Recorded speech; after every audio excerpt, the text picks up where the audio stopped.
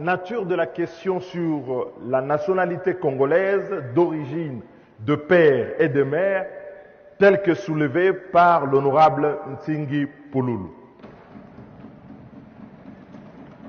Je voudrais d'abord faire une remarque préliminaire sur le fait que l'ampleur de notre réforme, de notre projet de réforme, a été restreinte par les contraintes constitutionnelles, notamment l'article 219 qui interdit toute révision constitutionnelle pendant l'état de siège ou l'état d'urgence.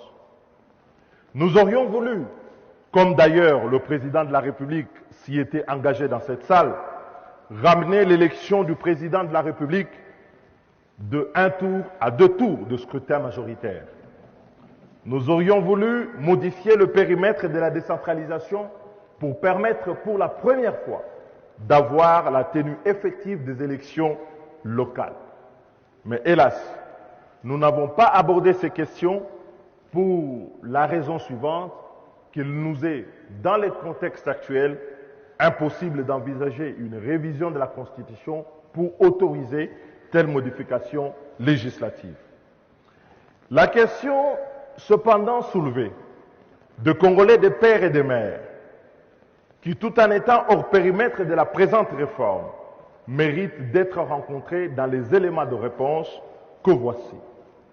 L'honorable Ntingi a exhibé pour fonder sa proposition la loi numéro 84-001 du 20 janvier 1984 portant organisation de l'élection du président du mouvement populaire de la Révolution. Mais honorable Ntingi a omis volontairement de nous présenter la Constitution sous l'empire de laquelle la loi de 1984 a été prise. Car, il le sait très bien, qu'en réalité, sur le plan du droit, il s'agit de 2 ordres juridiques différents et de 2 régimes différents et distincts en ce qui concerne l'éligibilité du président de la République. La loi de 1984, qu'exhibe le collègue Ntingi, a été prise sous l'empire de la Constitution du 24 juin 1967, telle que modifiée en 1974, 1978 et 1980. 2 différences fondamentales existent à cet égard. La première tient à la nature de ce régime de parti unique, le MPR, où le contrôle des constitutionnalités n'était pas formellement consacré. J'espère que ce n'est pas vers ce type de régime que le collègue Ntingi Pouloulou souhaite ramener la plénière de notre Assemblée. Ce n'était pas un état de droit, mais un état légal. La loi y était souveraine, affranchie de toute contrainte constitutionnelle de fond.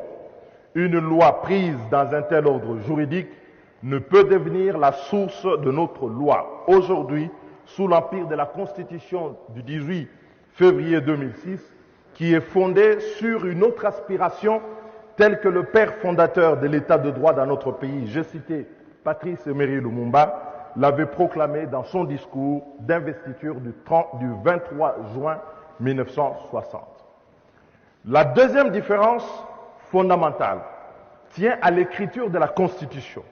Le Constituant de 1967 n'a pas constitutionnalisé les conditions d'éligibilité du président de la République. Si bien que l'article 38 de la loi électorale, de la Constitution à l'époque, laissait à la loi électorale la mission de fixer pleinement les conditions d'éligibilité. À l'inverse, la Constitution du 18 février 2006, quant à elle, a constitutionnalisé les conditions d'éligibilité du président de la République. En effet, l'article 72 de la Constitution, au point 1 à 3, a fixé les conditions d'éligibilité du président de la République et a laissé à la loi électorale les autres cas d'exclusion et non pas d'éligibilité.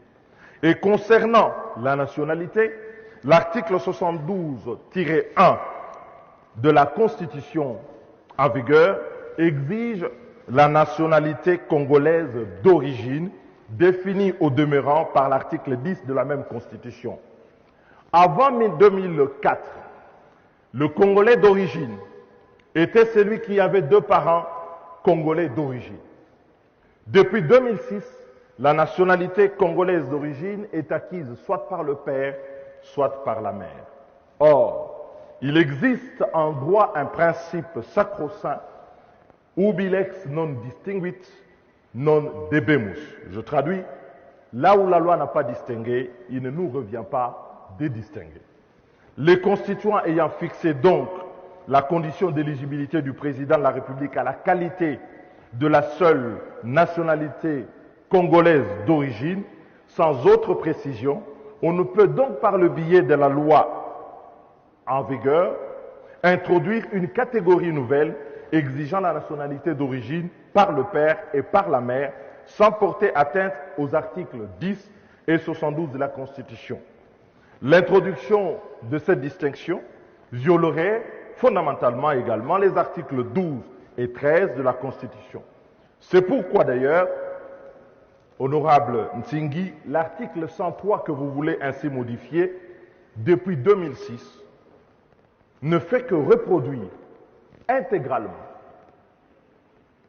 à la lettre les alinéas 1er et 3 de l'article 72 de la Constitution et n'ajoute que 2 conditions d'exclusion qui sont liées au niveau des diplômes et à la qualité d'électeur pour pouvoir être candidat président de la République.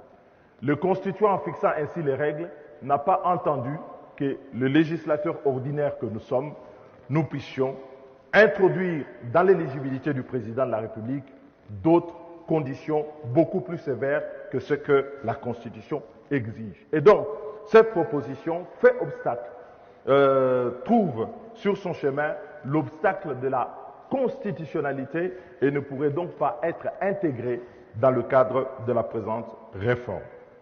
Honorable Président, sur le plan méthodologique, l'honorable Matadi Wamba a affirmé